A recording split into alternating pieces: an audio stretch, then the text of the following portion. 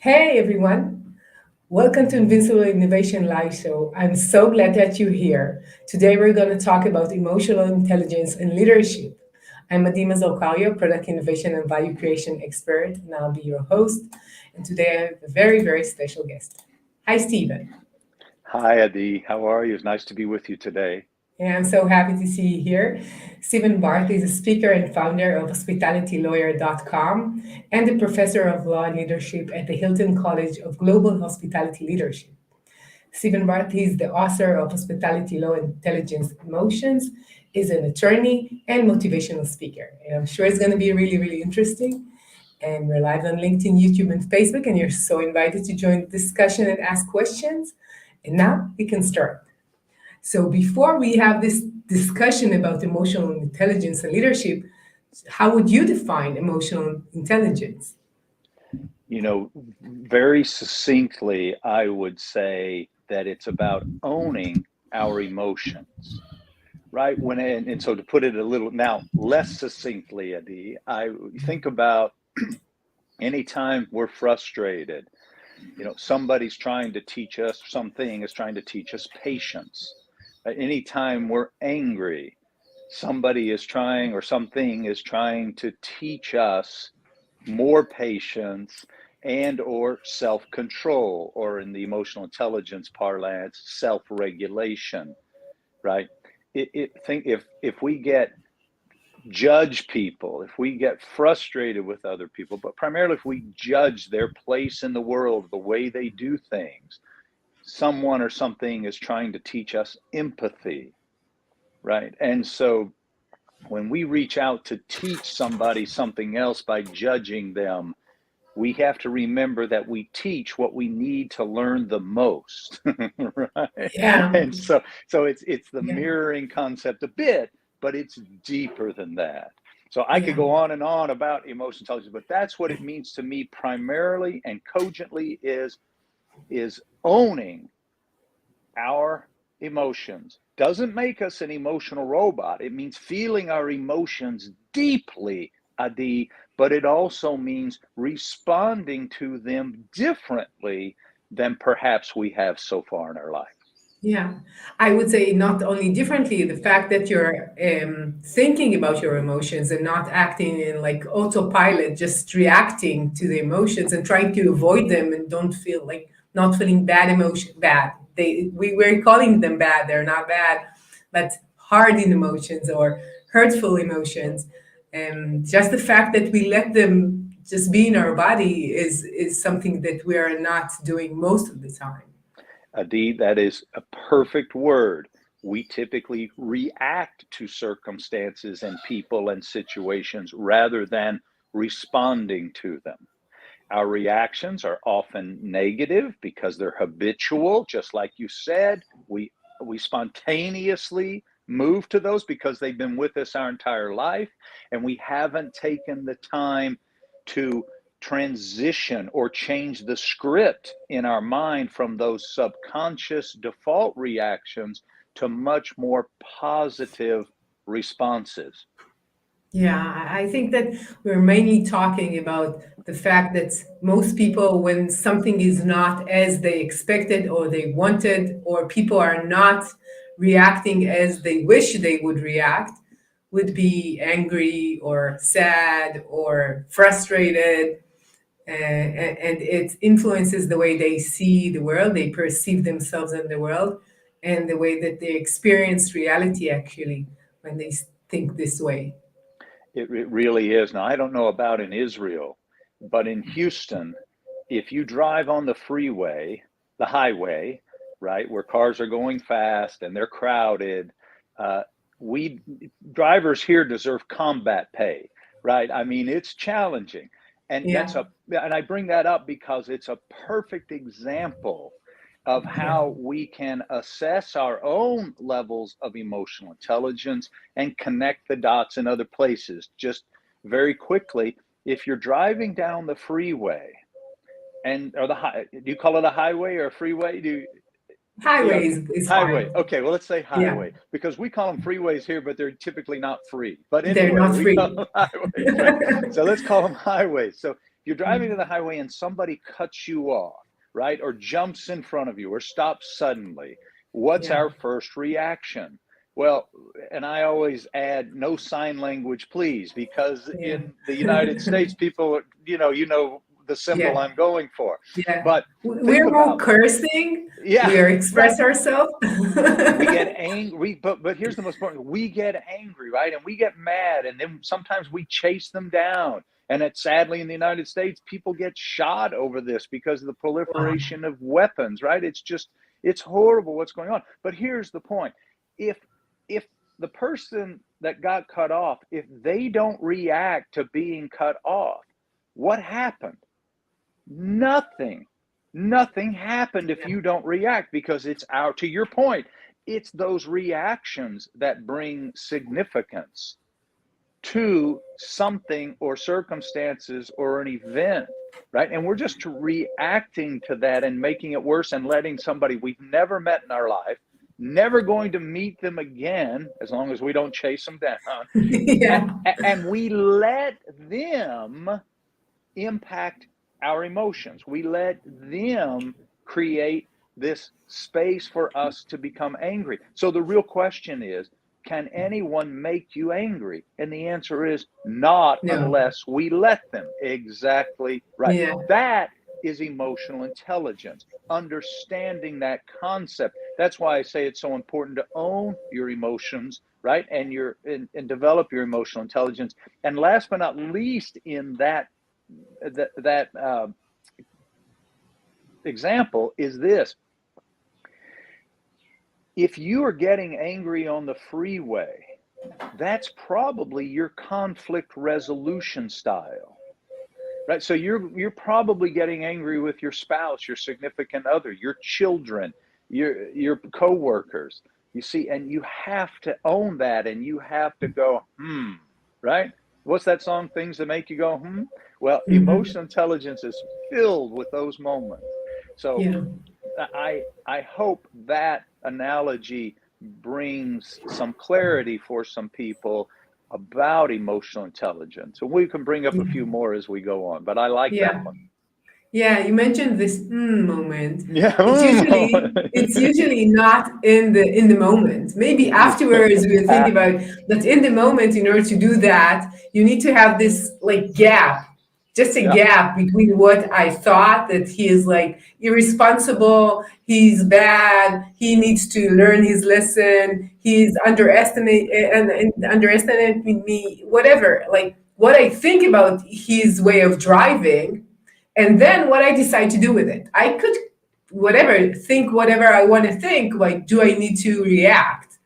So I can think that he needs to learn the lesson, but am I the one to teach this lesson, right? That's so right, Adi. I tell people all the time, look, if you want to teach people how to drive, join the police force. Join the highway patrol, right? But you're not going to change that driver's behavior by yelling and screaming. The power for you is staying calm and giving that other driver grace, right? So, and that's, as you just pointed out, it is nearly impossible to do that in that instant when it occurs. So, emotional intelligence comes from practicing emotional intelligence and reminding ourselves daily of the type of person we want to be. I want to be kind. I want to be understanding. I want to be non judgmental. I want to give people grace, right? And so, because listen, I'm big on accountability. I Yeah, think personal accountability is important. And when people hear me say this, they're like, oh my God, somebody has to teach them. Right. Somebody does, and somebody yeah, will. Normally, karma, right? But it will happen, but it does not have to be you. yeah, Right. I have to yeah, remind myself of that every day with people that smoke. If people are smoking around me, they better be on fire. Right. yeah, I'm very protective of my personal space and the air that I breathe. And it's taken me many years to realize I'm not going to change that concept one smoker at a time. Right. I'm not. And the flip side of that, Adi, is smoking is a horrible addiction, as has vaping become now. Yeah. But it's and so what I've really learned from my intense triggering of people smoking around me or vaping around me is that I need to have more empathy for the addiction and the Right. severity of the addiction. And it sadly, I wouldn't listen before, but I tried to get myself off of sugar. Adi, do you like sugar? Wow. See, I do. I love it. And I tried to get, my daughter's a nutritionist, and she said, Dad, you've got to cut back on your sugar. So I thought, well, I can do that. Oh my gosh, That's I hard. I was so addicted. And that instant, that moment I went, wow, dude, you've got to give people grace that have addictions. And that has been part of my journey, understanding better about emotional intelligence and what it's about. Accountability is one thing, I get it, and I'm all about it. But I also now clearly have a much deeper concept and appreciation for empathy and grace.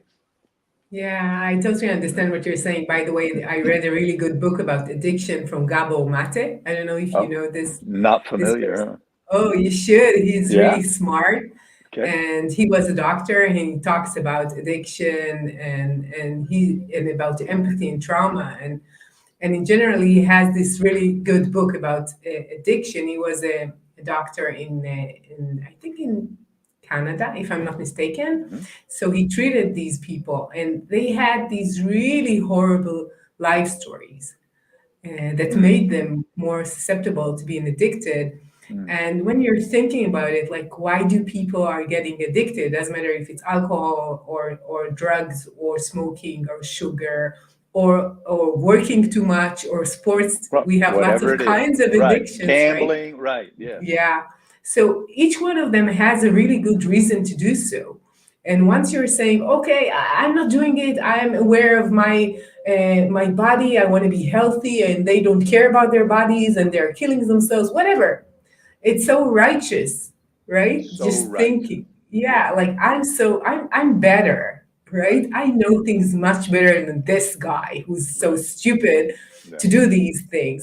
Yeah. But you don't really know what happened in his life, what he went through, what really, if we're talking about the driving, maybe he had this really terrible day and he got fired. You don't Yeah. really know You don't what's know. going on with this person and what's Yeah. going on in his life. So just some kind of humility.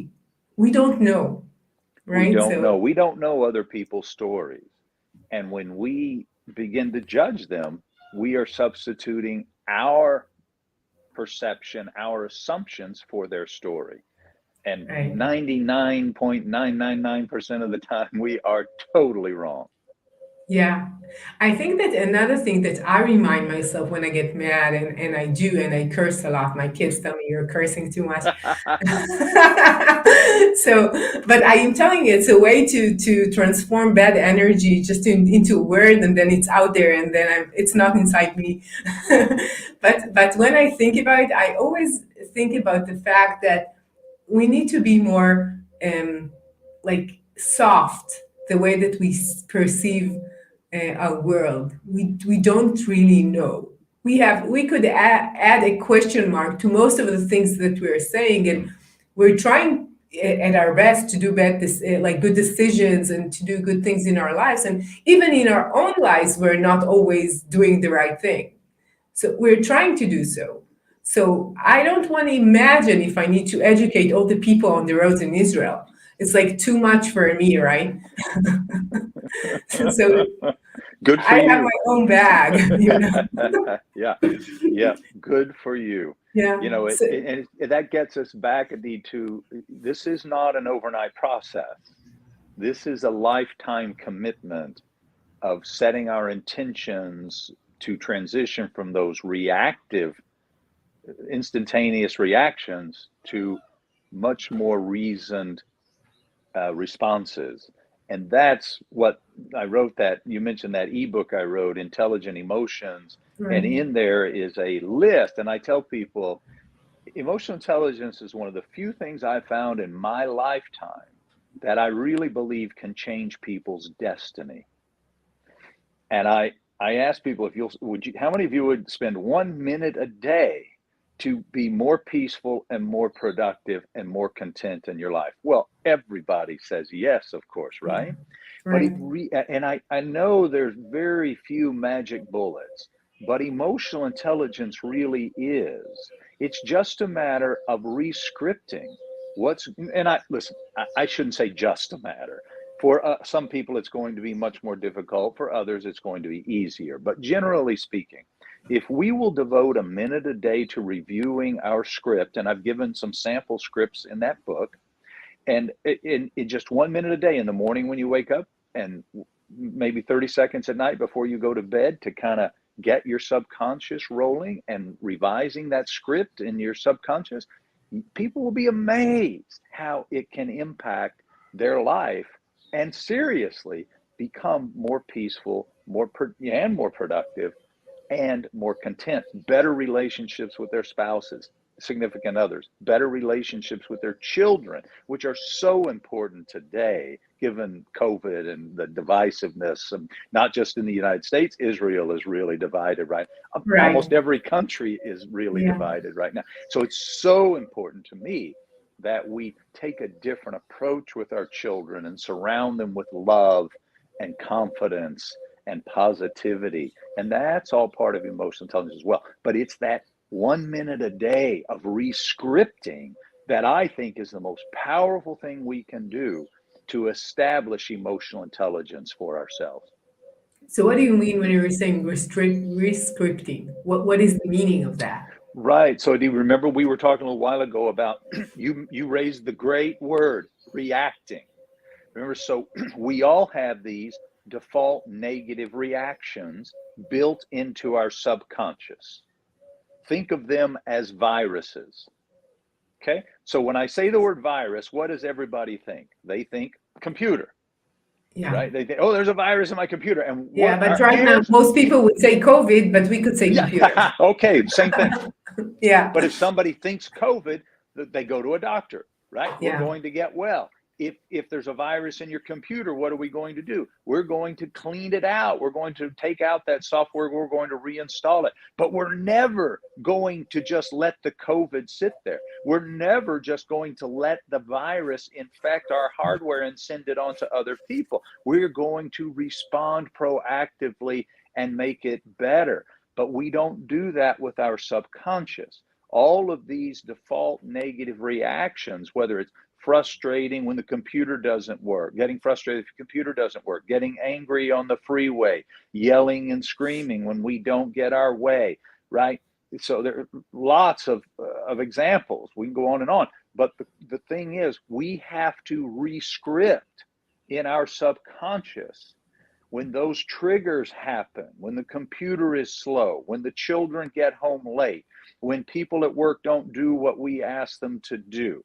We have to rescript what our default reaction is, which is impatience, frustration, anger, lack of control, defensiveness, insecurity, jealousy, right? We have to rescript in our mind to things like patience, grace, empathy, kindness. Those are the things that we need to transition. And I say rescript because it's just a negative reactionary script in our mind. And we all have the ability to change that. It just takes a little practice and a little time and the intention to do so. Yeah, I totally agree. So why do you think emotional intelligence is so important for leaders? We're talking about like people in their own lives and the way that they handle, but why leaders need to learn that? I first think leaders, my focus on leadership is inspiration. I think leaders should be inspirational, but I also think, Adi, they should be models of behavior. Like parents in a home are models of behavior, right? If you think about it, my belief is people are not born to hate. They are not born hating. They don't come out of the womb hating, right? They learn that someplace. Typically, it's learned behavior because it's modeled in the home or it's modeled in other leadership capacities, businesses, organizations, etc. Right? So we have to realize that leadership is not just inspirational, it's also about modeling. And so I think leaders that lack emotional intelligence, in other words, they want to control everything. In other words, they get frustrated easily. They don't have patience. Most importantly, we see that they retaliate when they don't get their way, right? That's just a horrible need for control. And that is not modeling healthy behavior. So, what I like to say, leaders that don't have emotional intelligence, they're like a hurricane. They come in with a big blow and then they leave enormous damage when they leave, right? Positive leaders, they come in with stability and they come in supporting people. We achieve our a consensus and common goals. And they're also leaders with emotional intelligence realize that they work from the bottom up, not the top down. I'll give you an example. In my belief system, leaders are the foundation of an organization. Is that fair? You know, they bring the strength, they bring the experience, they bring the education, the knowledge, the know-how. All right. They're the foundation. Would we ever put the foundation of a building on the top of a building? No, Never, because it it's would always be it's always on the bottom, whether it's a hotel, a restaurant, apartment building, office, whatever it is, the foundation is always at the bottom. So the first thing, why it's so important that leaders have emotional intelligence is they recognize that. They realize they're there to support people, not to push down on them, not to force them to do what they think they should do, but to turn them loose. You'd much rather say whoa than giddy up, right? You really want people to thrive, and to do that, you've got to be at the bottom. And the other thing people with emotional intelligence understand is that 99% of all organization charts don't plug the customers into their organization chart. right. Right? Well, if you plug your customers into a top down organization chart, they're going to be at the customer's going to be at the bottom because they're in touch with all the line employees who are at the bottom in your org chart. Right. Nobody in their right mind would put their customers at the bottom of their prioritizations, right? Nobody would. Right. The customers go at the top. Your line employees go at the top because they support the customers. Then your supervisors support your line employees. Then the leadership supports the supervisors. So Yeah. that's why I think EI is so crucial for leadership. And the second most important aspect of that is empathy, for all the reasons we've already talked about. Yeah. But correct me if I'm wrong, but most leaders that I know of would say, I need to be powerful. I need to present something which is very stable. I need to know things even more than others.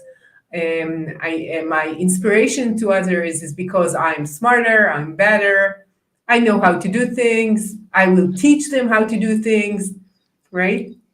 Right. But what they're missing is the best leaders, the best success stories in the world have come from individuals at times, but usually it's from a leader that has surrounded themselves with really bright people, and that leader is not jealous of them, and that leader recognizes the value that they bring.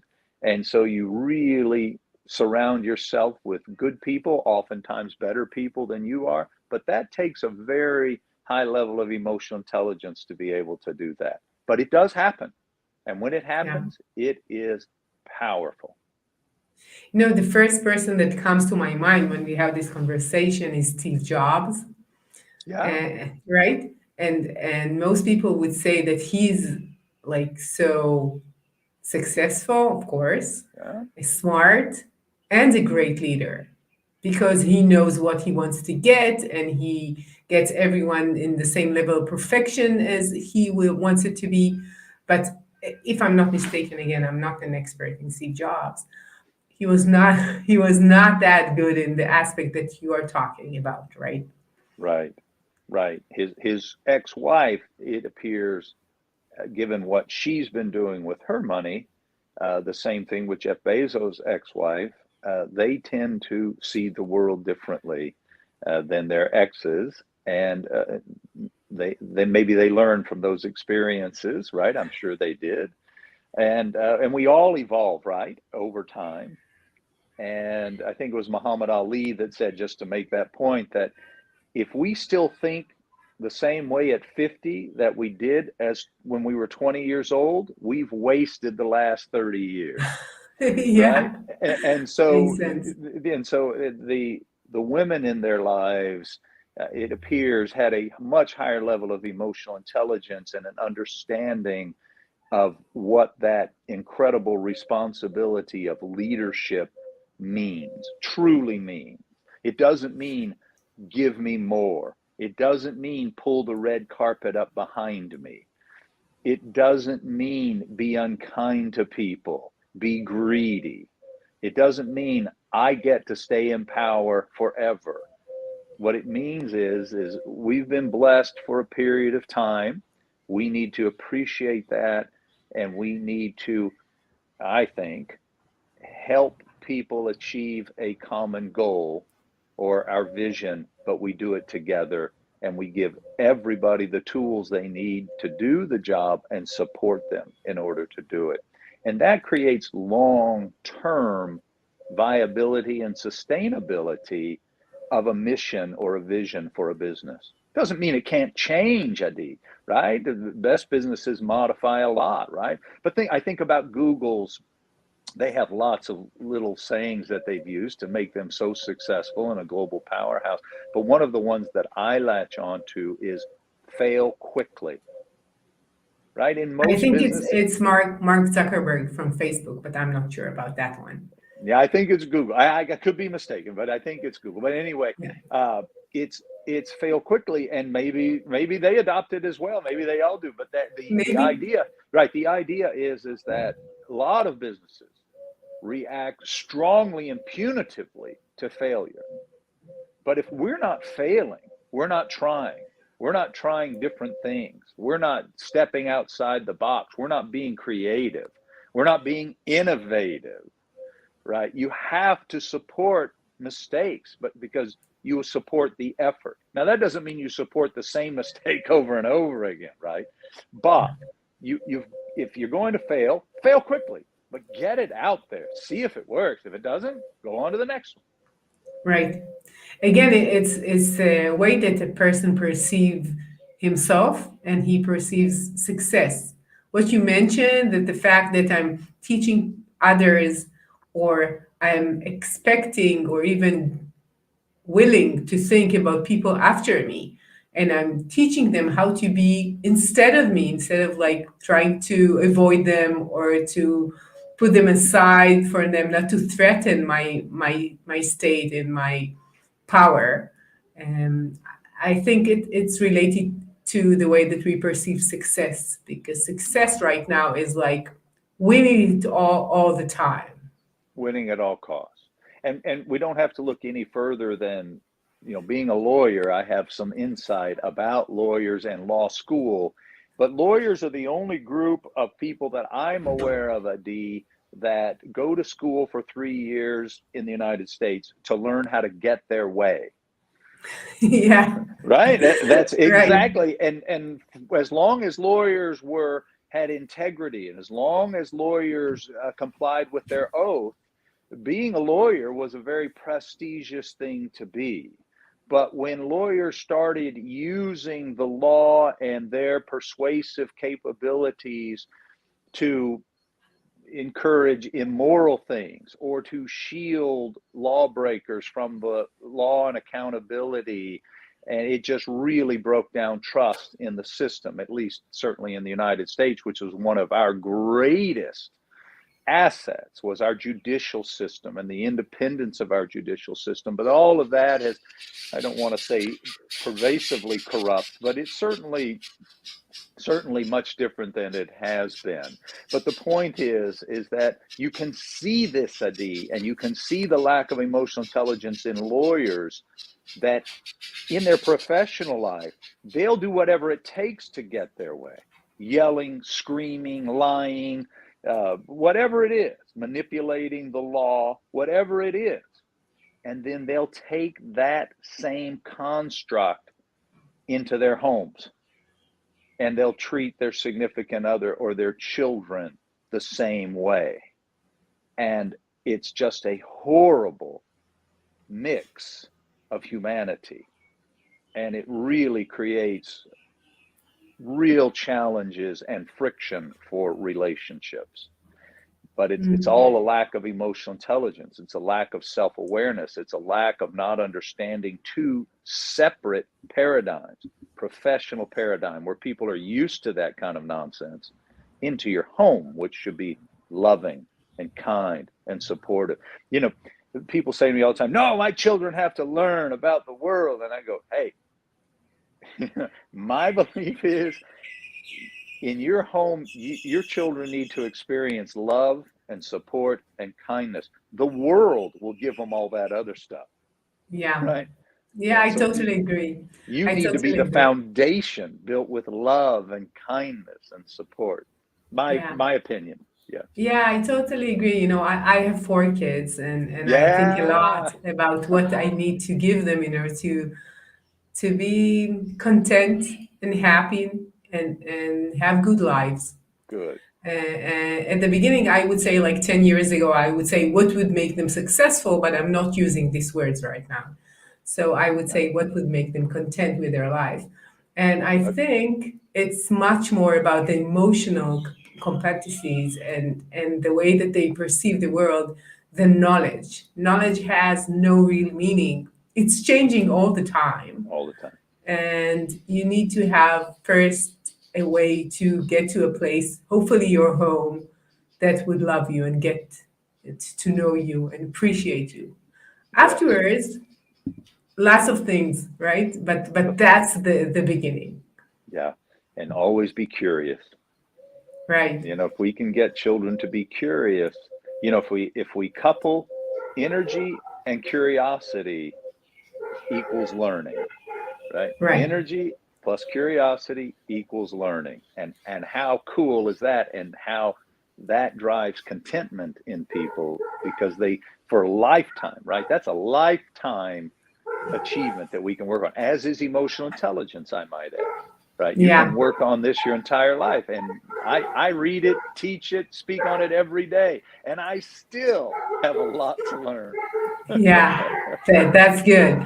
Regarding curiosity, I think it's very important for leaders to still be curious and not think, Great I point. know it, I know it all. I just know it. I don't need to learn more. I've been in this industry for 30 years. Now I know everything, right? You're just, I agree with that 100%. Yeah. So another thing that I wanted to talk to you is about a leader expecting and thinks other expect from him to be perfect. And Ooh. why should he stop trying to be perfect? You know, as it's been said many times by many more people than me, and smarter than me, is that perfection often gets in the way of progress, Right. whether it's in a relationship, whether it's with your children, whether it's with your significant other, and certainly in the workplace and in organizations. People that are driven by perfection because they don't have the self awareness to recognize that they're human and that they cannot make a mistake without taking it personally or falling apart, or their self esteem drop, they project that on, typically on, everybody else around them. And that can create severe friction. I go back to the lawyer example I gave you. See, lawyers, doctors too have this. They have to be perfect, right? I mean, if you're doing heart surgery, it has to be perfect. If you're going to trial, one little word out of your documents can destroy the whole case. It has to be perfect. But that's your choice. That's your profession. That's you decided to live that way. That doesn't mean for your children, your significant other, all of your other folks in your organization. Perfection can really get in the way of progress. Now, there's a time for perfection, like I mentioned, medicine, legal, there are opportunities. But again, you have to be mindful of what that kind of stress that puts on people, and you have to acknowledge that stress, and that's where the grace comes in. If you want them to get to a certain place and you expect that level of performance, you have to realize that you have to work from the bottom up to support that level of ability and performance. And it's not easy. It's not. Changing yourself and expecting things from yourself, and instead of telling others to change or do whatever you do, is much harder, That's right. right? And rarely, Adi, will those people in those positions, the lawyers and the doctors, or other high-level entrepreneurs that have made it their way, right? They're control freaks, typically, and I mean that with love, right? Listen, when we Yeah, say a control freak, it just means somebody has to get their way, right? And they'll sure. do whatever it takes to do it, including retaliation when they don't get their way. And if you think about that, that's really an unhealthy way to live your life, right? They don't know how Yeah. to compromise. What's that story? That doctor said, well, sure, I can compromise as long as I get my way. Right? Yeah, Right. of But course. it's that, yeah, but they rarely will take the time to devote to teach people what they need to know to perform at that high level they want. They just expect people to get it. That takes us back to your point early on, Adi, in our conversation about we don't know everybody's story. We don't know how people learn. We don't know, to an extent, generally we do, but not specifically this person in your group.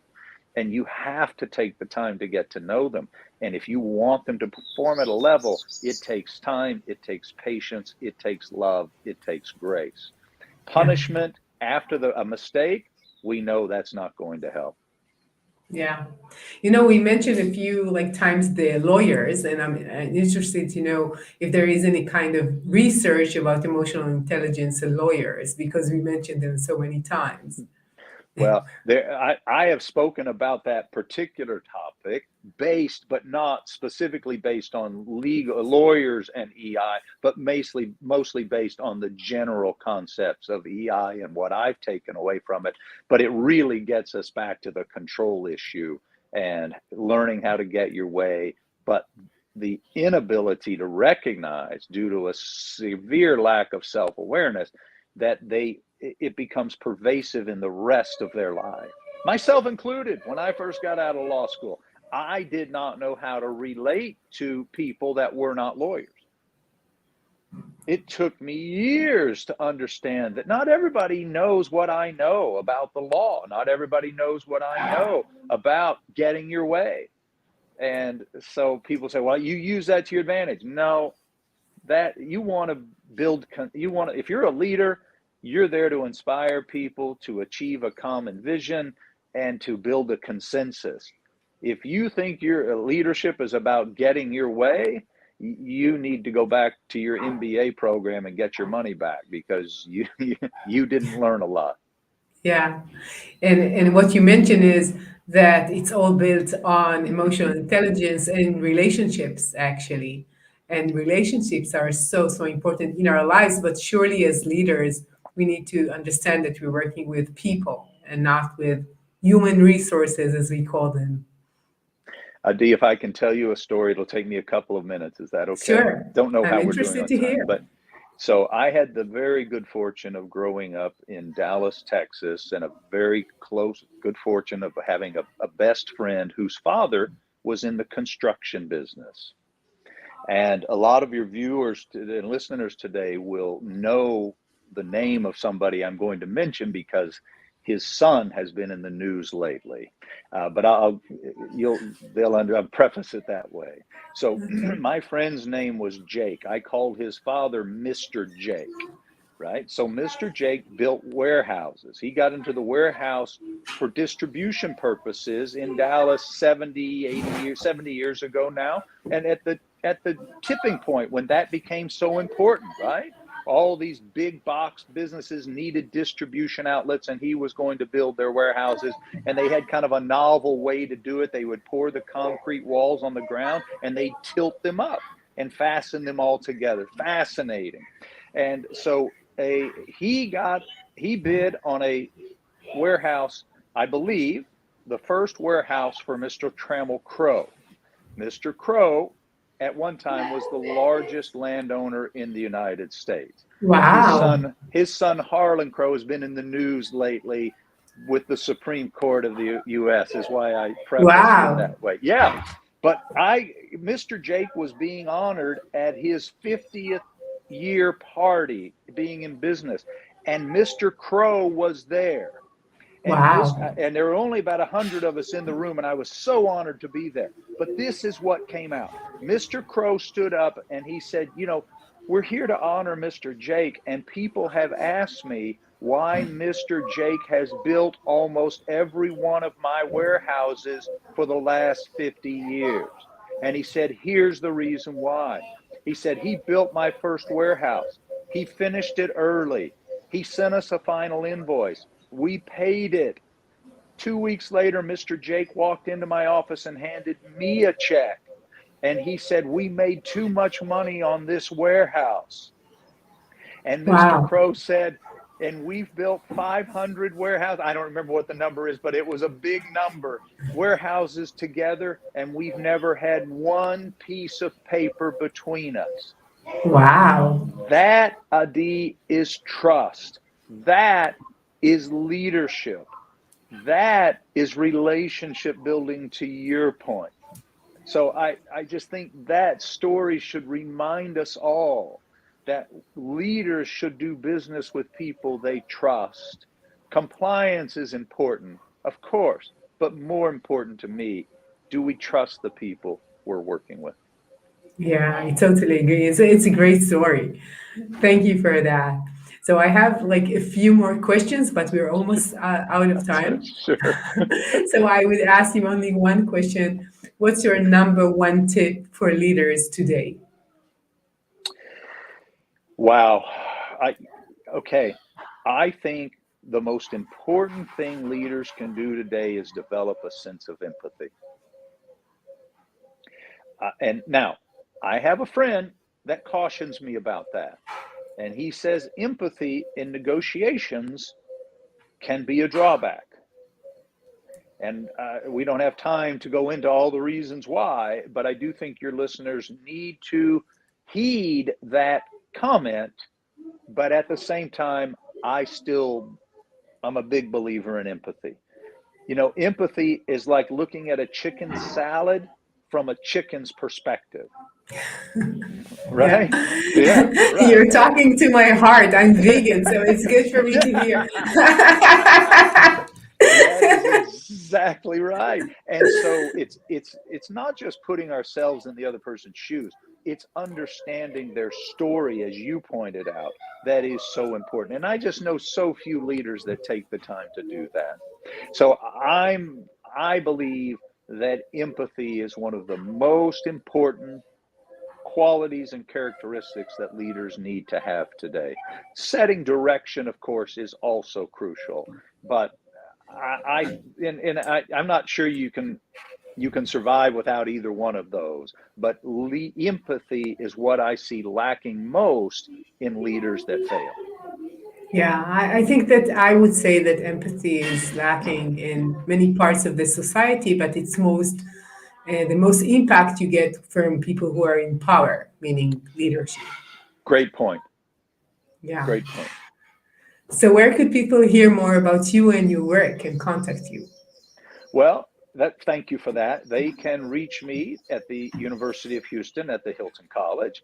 They can reach me at hospitalitylawyer.com through the contact. They can go to stephenbarth.com and send an email through that, or they can just Google me and probably learn more than they it'll nauseate them how what's out there. So, but they can reach me through all those areas. And but I would encourage them, Adi, to Google Intelligent Emotions, that book. It's on Smashwords, but they can locate it different. It's really inexpensive. I think it's less than $3, but it's short. It's an ebook. It's meant to be 30 pages, maybe 25, 30 pages. But most importantly, it has some of those sample uh, uh, transitions, rescripting tools that we talked about that I really think are powerful, and I hope they'll take advantage of those. Yeah, it sounds like a good advice. I would go and check it out. So I advise others to go and check it out. And I want to thank you for your time, Stephen. It's been a pleasure talking to you and insightful and lots of fun. So thanks. The pleasure was mine, Adi. I learned a lot as well, which is always a good combination. Thank you very much for having me. And I really appreciate all you're doing for the leadership space and innovation. And I hope you'll connect some of that innovation to the hospitality industry, which is where my passion lies, because they need it often. You don't know what you're talking about. You've never been in a hotel in Israel. So whatever you have in the US is so much better. That may be. We'll work together to change that. Sure, sure. And if you're ever like in Israel, you could come over and I'll take you for a short guided tour in Israel. That So sounds you're great. welcome. I look Sure. forward to that. Thank you, Adi. Me Pleasure. too. And to all of you change makers out there, thank you for joining us. And if you want to learn more about what I do, go to invincibleinnovation.com and I'll see you next week with another innovative, insightful talk. See ya.